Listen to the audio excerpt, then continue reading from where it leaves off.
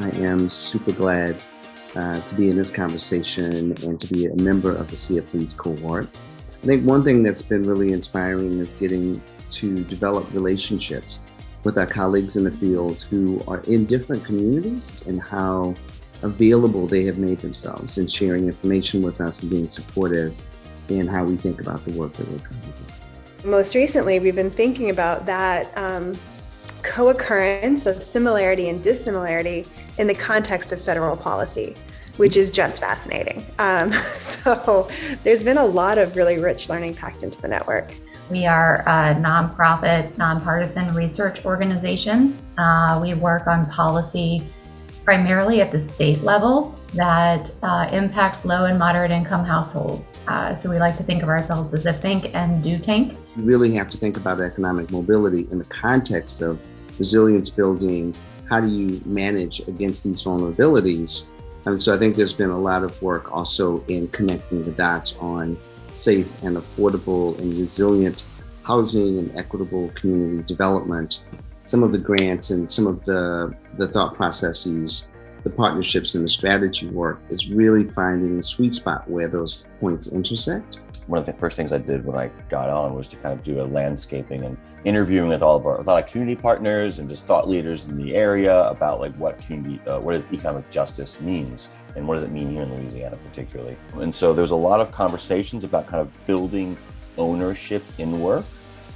And that was something that really kind of stuck out a lot. There is a really neat grant that's been advanced to the Capital Area Alliance for the Homeless to provide pre-development funding for a really innovative housing model. And I think, with the intersection of COVID and climate change related disasters and weather events. So they're what's called a full wraparound service provider. They have in-house support for, finding jobs, connecting with healthcare, connecting with kind of legal support. But one of the things they're also now doing is they're developing a kind of a communal tiny housing structure. And so these are a growing, popular kind of housing model, particularly for rapid rehousing for the unhoused. Our work at Louisiana Budget Project is really a mix. You can kind of think of us as like a Swiss Army knife. We are writing briefs to really elevate the policies that need to be understood, that people will really benefit from. So sometimes you get a big win, and that's exciting. Often, also across the country, people view Louisiana as a kind of an oil state, as kind of a extractive industry state, where there's not a lot of opportunity, and that's also not true.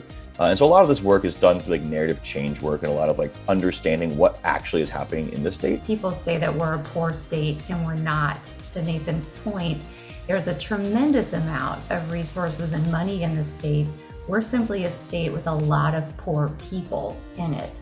And a lot of that is policy choices. We do need a great deal of active policy work. And this is not just in terms of kind of like, lobbying or advancing certain policies, but also making sure the population is aware of what's going on.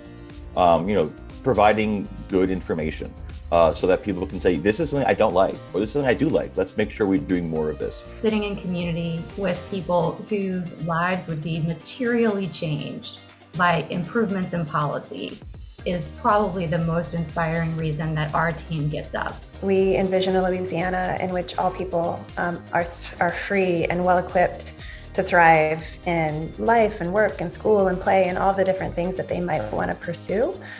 And I think our vision is that is done explicitly in a liberation and collective freedom framework where we are naming the history of settler colonialism, chattel slavery, and pervasive systems of anti-Black racism.